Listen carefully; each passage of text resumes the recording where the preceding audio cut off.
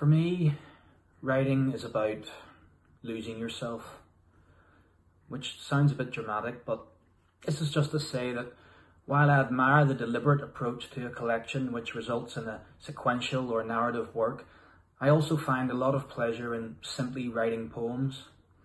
And then when I have around 50 or 60 that I feel are worth knocking into shape and whittling down, discovering the various threads that connect the overall tone of a book in an organic manner, finding which poems are in conversation with one another or inversely in opposition to each other. I definitely believe that there is an alchemical element to the creation of a poem, or perhaps rather the discovering of a poem.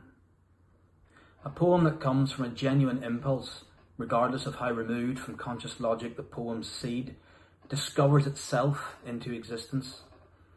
One must become unmoored from the self. The poet must be cut adrift into the mysterious waters of whatever it is channels the subconscious, and with any luck, you'll return bewildered with no discernible memory of where you've been for the last 45 minutes plus, with a good poem, hopefully, as a souvenir. This sounds whimsical and probably a little twee, but I do stand by it. There has to be a part of you that gives itself up to something beyond the powers of explanation during the moment of composition.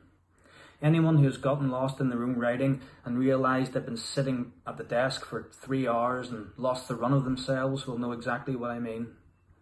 It's probably the same for visual artists. One cannot be too self-conscious when writing anything creative. Seamus Heaney used to say the poet must become self-forgetful in order to allow the poetic act to be fully realised, to be the best it can be, and, in the words of Paul Muldoon, equal to the terms it sets up for itself. None of this means that the poet doesn't have to be aware of the craft or that poems just happen. In one aspect, there is a happening, but the genuine poet knows what to do with the gift when it arrives.